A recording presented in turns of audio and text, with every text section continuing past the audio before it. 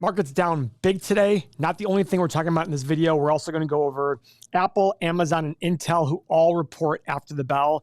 Guys, a lot of red, especially in the big companies. Nvidia down 7.8%. Apple only down 1.2%. Microsoft only 0.9% down. Google down 1%. Meta. Now, Meta just reported and they crushed.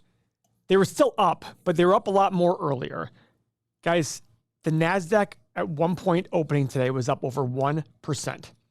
At one point, it got as down as 3.1%. That is a 4% swing in one day. That is called emotion. Nobody in this world can look me straight in the eye and say, Paul, the market value today of these companies should have shifted 4%. If you apply that to the future, you will be a better investor. And the reason for that is you have to realize that people's emotions are up and down. And some days they feel good, and some days they feel bad. And sometimes they feel good for a lot longer than they should. And sometimes they feel bad for a lot longer than they should. The question you have to ask yourself is, are you going to be the person who follows that crowd and gets the crowd's results? Or are you going to be a little bit different thinker? That's what's really important here. That's what I'm trying to teach on this and our main channel. So if you're new to this channel, we do 4 or 5 videos a week where we do recaps of the market, big days up, big days down, earnings results, all of these things. If you want that recap, do me a favor, subscribe to this channel and make sure you're watching our videos throughout the week. Nvidia. Let's pull up Nvidia here because this is a big one that has everybody's attention, of course. Nvidia finished the day down 6.6% at 109.33. The high for the day was 120. How should a company like Nvidia go from a high of 120, I think it got as low as 107, a 10% swing in market cap in one day? How could anybody look at me seriously in the face and say that's reasonable? The VIX, which is the volatility index called the fear index, is getting close to its long-time average of 19. Got as low as 12 or so recently, but there's been a lot of volatility. July was a very volatile month. For the Magnificent Seven, which hasn't been around a long time, July had 3 of the 8 worst days for the Magnificent Seven in history just in July. So a lot of volatility out there. Where does the markets go from here? No clue. Nobody has a clue. Could this be a consolidation before it goes up to newer highs? Maybe. Could it be the start of a longer bear market? Maybe. Anybody who's trying to tell you what the right answer is has no idea what they're talking about. Avoid that. What we're trying to teach here is buying great companies at great prices. When I look at Nvidia, and I do see a run-up of such quick level of run-up, it's always a concern. Now, keep in mind, though, look at Nvidia. Still up year-to-date, 127%. But Nvidia was up how much yesterday? 12%. The day before that, down 8 or 9%. 6 months, 74% up. 1 year, 135% up. Wowzer. That's a lot of movement for a company. But they've killed it. Their revenue and profit are up so much in the last few years. So is it deserving them? Yeah, maybe so. But remember, in the short run, stocks are a voting machine. In the long run, they're a weighing machine. You've got to get these mantras in your head to understand the markets. There's a few statements you've got to ingrain in yourself. One of them is that in the short run, whatever is most popular and most excited will get the votes. Stock will go up. Whatever is the most depressing, has the worst story, will go down. In the long run, the fundamentals behind the business are what's going to take over the stock price. If you pay a reasonable price for a company today, and 10 years from now, the profit's up 5 times, in all likelihood, your stock should be up 5 times. 20 years from now, whatever it is, you're betting on good businesses to win in the long run. That's what's especially important. Guys, Amazon just reported they were expected to do $1.03 in profit. They crushed that, doing $1.26. $148.57 billion in revenue was expected. They reported $148 in the nose. At one point, they were down 5%. They're down 2% and getting higher. It's a fluctuating thing. This always happens right after results come out. Now, they also guided a little bit lower for next quarter. So remember, guidance what drives a lot of short-term volatility in these stocks after earnings. But companies are going to miss. Good companies are going to miss from time to time. You shouldn't care about that. If anything, you should promote the missing. That way the stock gets driven down because most people care about short-term fluctuations in the price. Don't care about that. I love looking at earnings. I like seeing what they're guiding. I love doing that. but I use it mostly as a way of saying, how are people overreacting? Can I take advantage of that? Amazon's a tough company to understand. They have multiple revenue streams. Let's look at their 8 pillars. They have 5 X's on their 8 pillars. High 5-year PE, very high 5-year price of free cash flow. But guess what? They invest a ton in their future. So valuing Amazon purely from the perspective of cash flow can be very difficult. But at some point, when you're a company that does $590 billion in revenue, at some point, you got to be the company that shows the money. Now, let's see what they did same quarter last year. Same quarter last year, they did $134 billion. They just did $148. Over a 10% increase in their revenue, and yet the stock is being beaten up because they missed by $570 million. Is that a lot? Yeah, maybe. It's like about 1/3%, though. I mean, come on, really? That's what we're upset about? Let's see what the earnings results are showing. Have they announced it yet? And guys, this is their actual earnings results. Like I said, net sales increased 10%. That was after an unfavorable impact from foreign exchange rates. North American segment sales increased 9%. International segment increased 7%. AWS, that's their Amazon Web Services, their cloud computing, increased 19% year over year to $26.3 billion. Guys, it's a big money maker. Big money maker. Now, operating income increased 14.7 to $14.7 billion from 7.7. Of that 14.7, AWS was 9.3.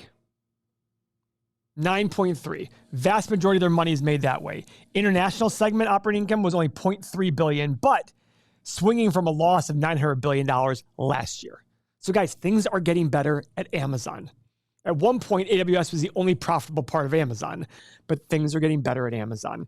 Their ad sales are getting better. They do a great job with this. Guys, if you're like me, you've literally bought from Amazon 4 times in one day.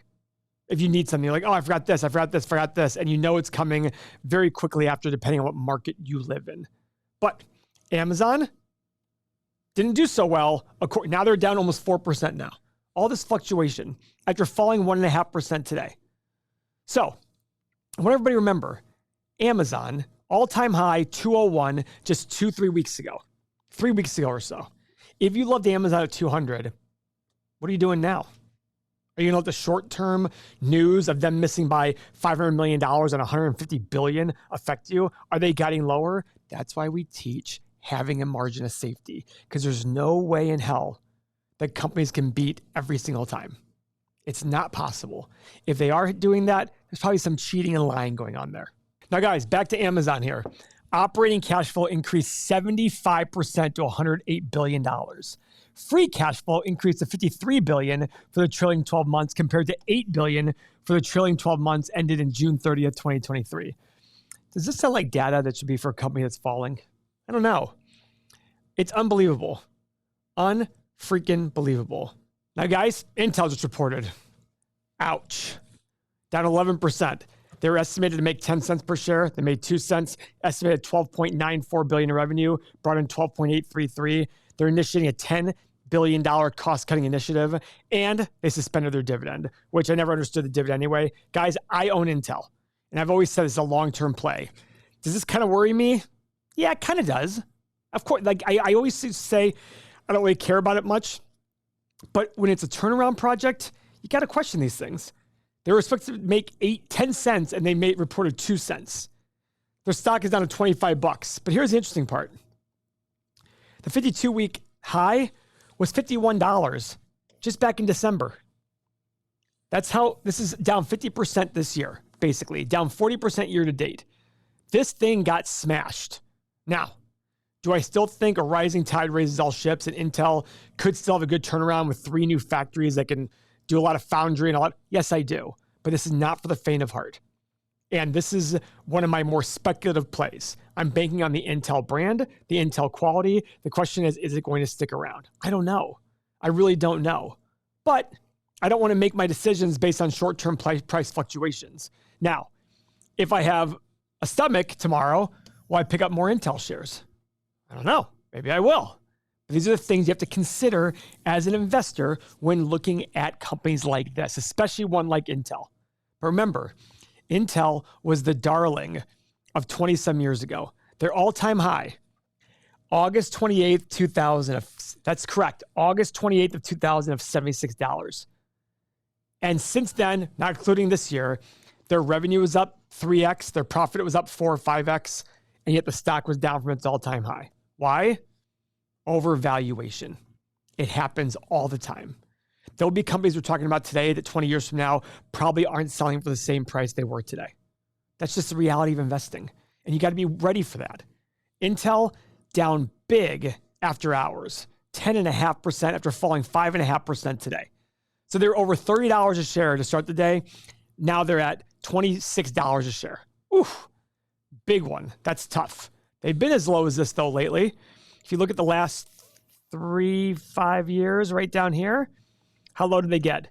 24.73, 25, 24.59. Yeah, so basically they're pretty much at their low here, about $2 away from their low. Wow. Could it get worse? Yeah. If we have a big NASDAQ sell-off, who's going to get hit hard? Absolutely. Every single company in the NASDAQ.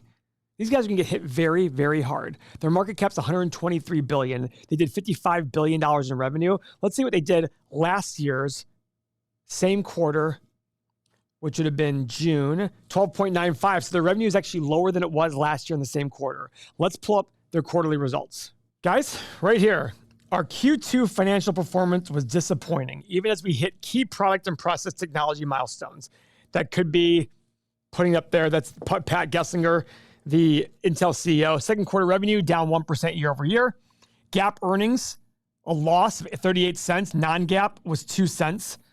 Forecasting third quarter revenue of 12.5 to 13.5 billion. Expecting third quarter GAAP EPS of negative 24 cents. And GAAP EPS, non-GAAP, a 3 cent loss. Implementing a comprehensive reduction in spending, including more than a 15% headcount reduction Now, I personally believe most corporations have too bloated infrastructure anyhow. So maybe this is a good thing. But you got to look at it and saying, guys, who are they cutting here? Are they cutting corporate people? I hope so. I hope they're not cutting scientists and people and computer engineers. You need them to be creating better and better products. That's how you win this game in computing. Now, it's been a tough one for Intel for quite a while. This company used to print money. Let's see how it is right now. I'll show you guys how it used to print money. This is their cash flow statement. They've had negative cash flow the last 3 years. 9 billion, 21, 17, 14, 10, 12, 11, 7, 10, 3. What a fall from grace. Actually, this is the last 12 months. So it's 14.2. They've had 2 years in a row of it. Man, that's tough, guys. That's really, really tough. Luckily, I don't put a big chunk of my money in. So if I'm wrong on this one, I'm wrong on this one. Fine by me. So this one is completely a turnaround play. I'm going to probably hang on to my shares, but you definitely should not. And you shouldn't buy anything just because somebody on the internet has it. But next up is Apple. Actually, guys, before we get into Apple, if you're on Twitter, you like engaging, I have 4,366 posts in 2 years at EMPaulG. Follow me there. I post daily. Love putting polls up. Love to hear your opinions on the stocks that I talk about on this channel or any channel. Today, my posts were kind of about some random things like biological men competing in women's Olympic sports. Whatever you want to talk about, I'm on there. I'm active, trying to grow that. So please follow me at EMPaulG. Now, for Apple. Apple was expected to make $1.34. They made $1.40. They're expected to do $84.4 billion in revenue. They did $85.8 billion. They crushed on both. They're down after hours. They were up 2%. They were down 2%. Okay, so this is what happens right when things go down. Let's see how it compares to last year's similar quarter ending in June. $81.8 billion last year versus $84.4. So growth there. And $1.30, $1.40 versus, let's see the per share amount here in our software. Per share amount here, $1.27. So they made 10% more. I mean, this is a good result here, guys. This is a good result. I mean, a company, how does Apple grow its revenue? And it just did. That's an incredible feat. That's something very important. Apple is one of the leaders of this market, one of the largest cap businesses out there. Where Apple goes, the market will go and vice versa. So if you like Apple, It's likely going to fall in the next bear market, probably harder than the rest of the market. Why? Because it makes up such a big chunk of the market. This would be your opportunity to buy if that were to happen. They're up 2% right now. Let's see if they reported the actual release. So very simple stuff here. Revenue up 5% year over year. Quarterly earnings per share up 11% year over year. Tim Cook said today Apple's reporting a new June quarter revenue record of $85.8 billion. Billion dollars, guys. That is so much money. During the quarter, our record business performance generated EPS growth of 11% and nearly $29 billion in operating cash flow, allowing us to return over $32 billion to shareholders. The board of directors declared a cash dividend of 25 cents per share of the common stock. So that's 25 cents for the quarter, times 4 is $1. That's about a 0.5% dividend yield for the stock if you bought it today. Let's see what else is on there. So let's look at their services revenue. This is for 3 months ended, 21.2 billion versus 24.2 for the 9 months. So services is growing substantially. Products up a little bit, not a ton, but services is growing a ton. That's awesome. And look at the margin, guys, on services. So this is the big key here. This is what we talk about when Mo and I talk about Apple. Apple's way to growing more profit is by getting more and more service business in, because the margins on service is big. What I mean by that is, look at product revenue, 61.5. The costs were 39.8. That's basically 65% cost, only 35% margin. Okay? But look at services. Services was 24.213 with costs of 6.3 billion. That is 25% or 75% margin. So they have 75% margin on the services and 35% margin on product. Makes sense. That's why Apple's growth in the future may not necessarily be revenue growth, but they can still drive that bottom line hard if they grow these services big time. That's what's essential. And their overall gross margin went to about 45% or so. Incredible. This is really great. They did a great job.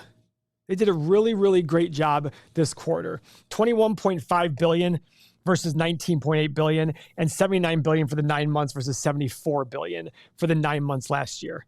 Incredible. Wow. These are their sales by reportable segment.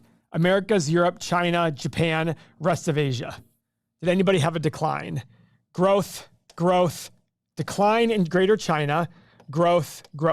So China's the only one that saw a decline, and that was a concern I saw going into this, but people were worried about China. But guys, their China sales, it's a big chunk, but it's not like it was insane. iPhone sales down slightly, Mac sales up, iPad sales up big, wearable home accessories down a little bit. And like I said, services up a lot. Guys, services are the future for Apple. That's how they're going to grow that profit. So they don't have to sit there and crush on overall revenue growth. If they can crush on services and just increase that steadily, that gross margin will take over and really drive that bottom line. So guys, 2 things I need you to do: subscribe to the channel and follow me on Twitter @EMPaulG. Thank you very much for your time.